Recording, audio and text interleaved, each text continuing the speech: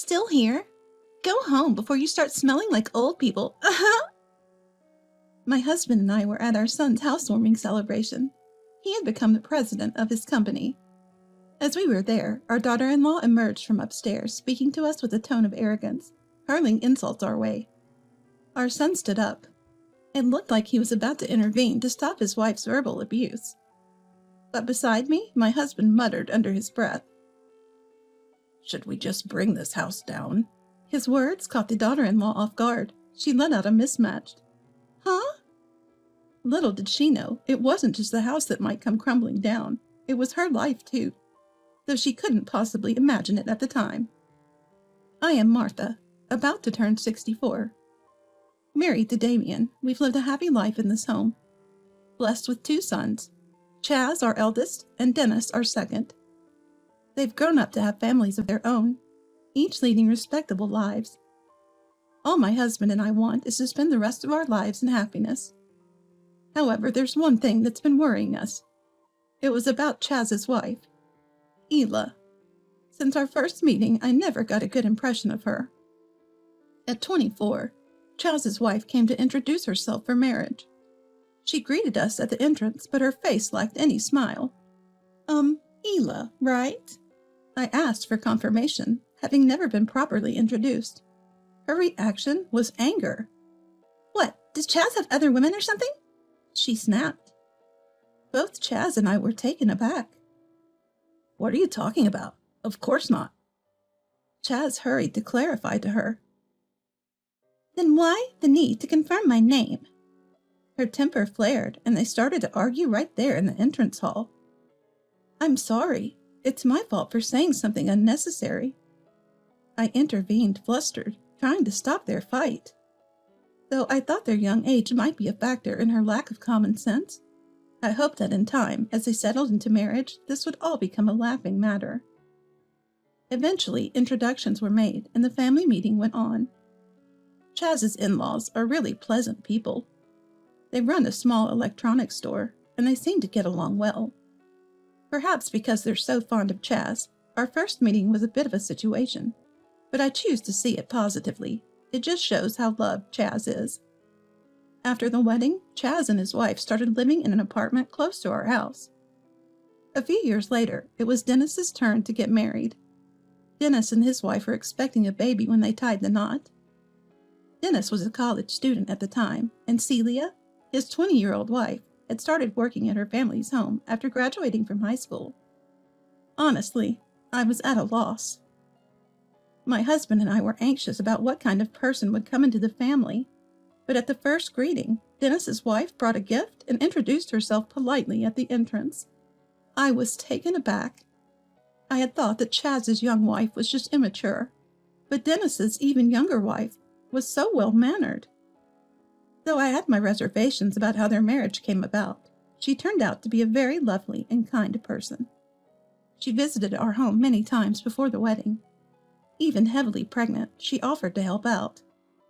Of course, we wouldn't let her do any work, but I remember being touched by the gesture. Dennis's wife's family owned a small construction company. Dennis, still in college, dropped out to work there. Then a beautiful baby girl was born to Dennis and his wife. When the child was half a year old, they decided to have a wedding ceremony, though it was a bit late. Of course, Chaz and his wife attended, but Chaz's wife had a sour expression all day. Even though she was family, she just played with her mobile phone and didn't get up from her seat.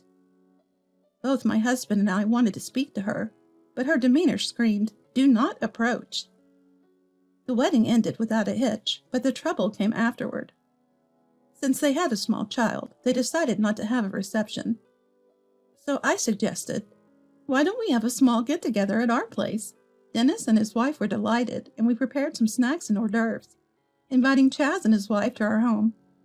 That's when the incident happened. "It was a beautiful wedding. Celia looked gorgeous," Chaz said. Naturally, his compliment lightened the mood. But it was Chaz's wife who shattered the convivial atmosphere. "What are you talking about? Who looked gorgeous? Are you cheating?" she accused as she lunged at Chaz. We were all stunned by her unilateral outburst, But I quickly intervened. Ela, calm down. Chaz didn't mean it like that. But that was a mistake. Chaz's wife turned her ire towards me, glaring as she shouted, "What kind of parenting results in such a philanderer? Maybe it's your fault." Then she turned on me. "Ela, calm down. Ela, please stop. Enough is enough." With that, the kids and my husband restrained Chaz's wife. I told Dennis's wife to take the baby to safety, and then they left the room. Watching Chaz's wife heaving with excitement, I was certain of one thing. She must hate all of us, or rather everyone associated with Chaz. For better or worse, Chaz is all she sees. We concluded that it was best for Chaz and us to maintain some distance from him and his wife. That was our decision, and that's what we've done, maintaining only minimal contact. After that incident, I suggested to Chaz, maybe it's time to consider divorce. But he told me, "I thought the same, but when I brought it up, Ela burst into tears and apologized." After their apologies to us, my husband and I decided to let them handle their issues on their own. Despite everything, Chaz and his wife celebrated their 15th wedding anniversary. They didn't have kids, so we rarely saw each other, but we all preferred it to facing trouble. My husband and I thought it best to just let things be. Then one day, Chaz called. His side project, a game development, was taking off, and he decided to go into business full-time. In other words, Chad was going to be a CEO. He was developing an app game and didn't need a big office, so he planned to hire a few employees to work remotely. He needed a conference room and a workspace at home, so he was planning to build a new house equipped with those. My husband and I were thrilled that Chaz could turn his passion into a career and was looking to the future. A few months later, a mansion was completed. The Dennis family and we were invited to a housewarming. It had been years since we last saw Chaz's wife. Yet there she was, all grown up, a full-fledged adult. No way the past would repeat itself, we thought. With that hope, we brought along a celebratory gift to Chaz's house. "Hello, thanks for having us." I rang the doorbell, and Chaz came out to greet us. With that greeting, we were invited inside his home. Chaz welcomed us, saying, "Here's the conference room. This is the workspace, and that's the living area. Everything's secure with locks," guiding me through the house to the living room. "Wow, this is lovely," I remarked, looking around. My husband and the Dennis family followed behind, smiling. The living room was prepared for a meal, but Chaz's wife was nowhere to be seen. "Where's Ela?" I asked.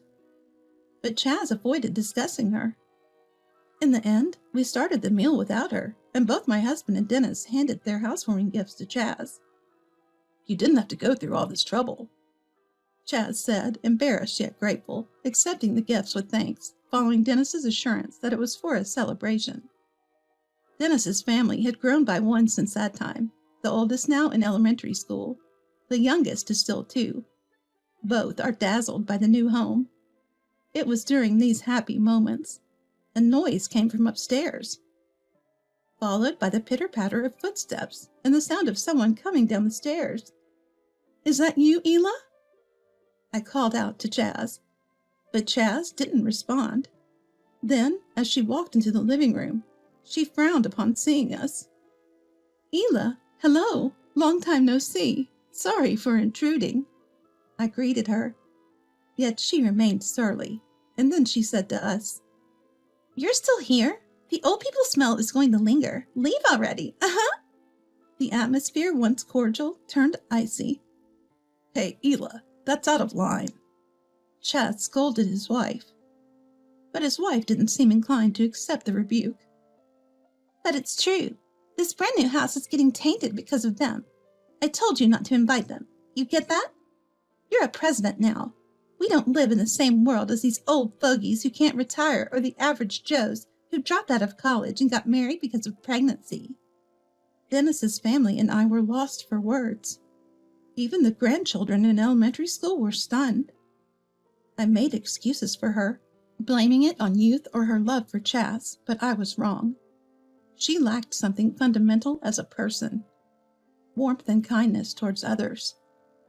She loved not Chaz, but herself the most, and her status as a president's wife was paramount.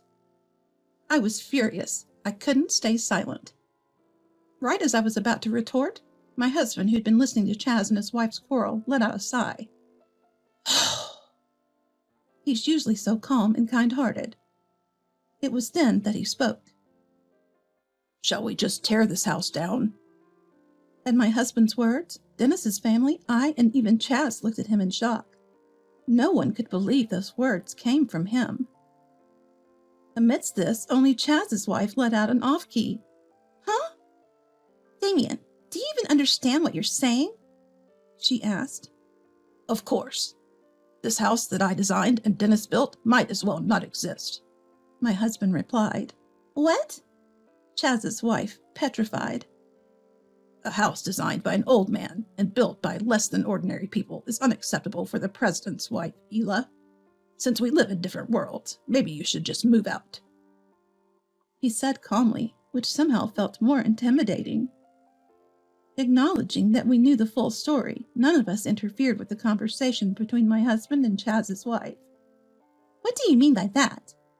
Chaz's wife started to tremble at his words, and with a look of fear, she glared at Chaz. Noticing her stare, Chaz sighed and said to his wife, "It's exactly what it sounds like. This house was designed by my dad, a first-class architect, and it was built by Celia's family's construction company, with Dennis as the foreman. I might have the title of president, but I'm still without significant wealth or fame. I owe it to my family that I could own such a fine house. In fact, it's me, or rather us, who are the most ordinary here. No less than ordinary." Chaz's wife turned pale upon hearing this. She must not have known. But even if she hadn't heard, didn't she ever wonder? It's impossible for such a magnificent house to be built on Chaz's income and savings alone. My husband didn't charge for the design, and Dennis's family's construction business, run by his wife's parents, probably didn't make much profit. They cooperated because we were family and couldn't go against Dennis's wife's parents' goodwill. Yet here was Chaz's wife acting all high and mighty because of her husband's status. Who did she think she was? We're less than ordinary? As if in disbelief, Chaz's wife echoed his words. Despair was evident on her face. Indeed, as she mentioned, my husband continued to work beyond retirement because the company wanted him for his experience as a top-class architect. Dennis was being groomed as the next boss at his wife's family's business. He was well treated by both the staff and the long-standing business partners, working hard for the company, though not yet in the president's position. "That's right. In this crowd, I'm at the bottom. A wife so mistaken to disdain others and act superior is even lower than that," Chaz said, laughing at the sight of his wife, pale and on the verge of tears. Dennis couldn't help but laugh too, though the atmosphere was far from pleasant. Dennis's wife, quick to pick up on the mood, took the grandchildren out to the nearby convenience store. She was truly observant and considerate. "If you understand now, apologize to Dad, Mom, and Dennis." Chaz stopped laughing and yelled at his wife. "What do you mean? Am I really that bad? You always take their side. A husband should naturally stand by his wife." But Chaz's wife, unable to accept the situation, was defiant. "You're right about that, but if the wife is wrong, it's also a husband's role to point it out, right? You are wrong. If you have a complaint, you're welcome to stop being my wife right now." Seeing Chaz genuinely display his anger must have been a wake-up call. Chaz's wife, picking up on the cue, dramatically changed her tune and knelt down as if on cue. "I didn't know. It's because you never told me." She was playing the tragic heroine. And intoxicated with her own act, she turned to my husband and me and uttered a deep apology. "I truly apologize for the disrespectful things I said." We watched Chaz's wife without a hint of sympathy, our faces unimpressed. Her overly dramatic apology didn't resonate at all, and it was too late for sorries. I was never going to accept the kind of insecure apologies I'd heard before. Watching Chaz's wife's demeanor, Chaz turned to us and asked, "Dad, Mom, what do you think? Am I being too harsh? Is something wrong?" My husband looked at me as well. He probably realized I too had something to say to her. I let her have it. I just couldn't forgive her earlier comment. "No, you're right, Chaz. If a wife insults her family, it's a husband's role to call her out on it," I said. "I will reflect and change my attitude going forward." Chaz's wife continued her poor acting. I couldn't help but feel astounded. "No, Ela, it's not the first time you've been rude to us, is it? Didn't Chaz tell you each time? No, he must have cautioned you after each word you said." "That's—" At my words, Chaz's wife clenched her lips, turning pale. I continued. "I don't want anyone in our house who mocks my husband and son. It's better for us both to cut ties now." "Martha!" Her voice was a desperate plea. Married for 15 years, it was the first time she called me Martha. "We live in different worlds." I threw her own words back at her. At that, Chaz's wife slumped to the ground, curling up as if her soul had left her body, frozen in place. She must be regretting her actions a bit now. Being told we live in different worlds seems to have hit Chaz's wife hard. It's ironic that she felt so damaged by her own words. I thought this, but Dennis said, "Mom, that was really cool." It seemed like a well-deserved boomerang had hit Chaz's wife. Eventually, Chaz decided to divorce her. She had seemed so in love with Chaz. I thought it would be difficult, but she signed the divorce papers easily, after just a few days of arguing. When Chaz suggested, "If you want to stay with me, Ela, work and pay your share for this house we got cheaply," she became furious. Apparently, when they married, Chaz had mentioned he wanted his wife to be a homemaker. Misunderstanding that being a homemaker meant living an easy life, Chaz's wife became anxious that she might lose her position someday. Instead of supporting Chaz and growing as a wife, she began to restrain him. Moreover, she avoided having children, claiming it would be too much trouble. It was clear that Chaz's wife loved herself more than Chaz. Her arrogance grew, alongside Chaz's success as a CEO, and this time her high and mighty attitude led to her downfall. "I'm sorry. I'll do anything. Please forgive me." In the end, Chaz's wife cried and begged. But when Chaz responded, "Okay, Ela, work and pay your fair share for this house, despite getting it cheap. Isn't that what sincerity is?" She turned red with rage and lashed out. "Work? That's not what you promised when we married. This is fraud." Chaz seemed completely exasperated by what he heard. He had realized for a few years that his wife was clinging not to him, but to the lifestyle that allowed her to live without working. He had subtly suggested that she get a job or find a hobby to get out of the house. But then she accused him of having an affair. In recent years, even talking to a woman at work would bring complaints, and this control was starting to affect his job. Mentioning family would sour her mood, and naturally their conversations had dwindled. He regretted letting her have her way for 15 years, but he could only be glad he had realized the truth now. There was still a lot of life ahead. Chaz could restart his life anytime he chose. After getting booted by Chaz, Ela grudgingly went back to her childhood home. Startled by the news, Ela's parents immediately got in touch with Chaz to hear his side of the story. It was then they first got wind of what had happened. Being sensible folks, they didn't take kindly to their daughter's misconduct. Once they learned about the offense to us, they brought Ela along with some sweets to offer as an apology to our doorstep to make things right. "There, apologize," they demanded in front of us. "No, it's quite all right. An apology won't undo the divorce," my husband responded. "Of course," her parents agreed. "We can't ask you to accept a daughter who has shown such disrespect to a wonderful family. We will re-educate her properly. We apologize for any trouble she has caused." We were unaware and are truly sorry, they said with deep apologies. Watching her parents, Ela seemed to squirm in discomfort. Her folks, incensed by her reluctant demeanor, insisted she apologize, practically dragging the words out of her. It felt like a schoolchild being made to say sorry. But she wasn't a schoolchild. She was an adult woman, divorced and back home. The thought of her elderly parents apologizing for her actions was heart-wrenchingly pitiful. Please, really, it's fine. Raise your heads, I said, showing concern for Chaz's wife's parents. After the fallout, Ela found herself barred from her parents' home and was obliged to sign a lease for an apartment in the neighborhood. She's working now, paying her own rent. Dennis's wife reportedly saw Ela working at the supermarket. It seemed she was being scolded by a student with a part-time job.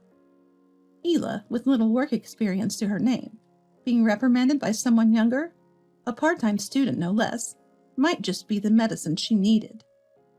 From now on, under the watchful eyes of her parents, she'll lead a life without causing trouble to others. It's a far cry from the freedom she once knew, but even this restrictive life is a blessing in itself. Ela, who never realized her happiness and looked down on others, until she can appreciate her current situation, a bit of hardship and strictness may be necessary. Since then, my husband and I live a peaceful life in our later years with no worries. Although Chaz being alone is somewhat concerning, the Dennis family is close by. They are brothers who respect each other. In times of need, they'll support one another. Chaz's business seems to be doing well, too. He's gradually increasing his staff and continues to grow. Chaz, doing what he loves, appears more vibrant than before. Without having to be considerate of anyone, we keep in touch with our children. And now they even take us on a trip once a year.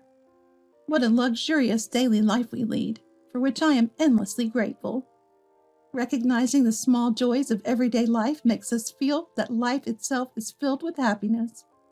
Both my husband and I are living days we'll look back on as a happy life when it's time to depart.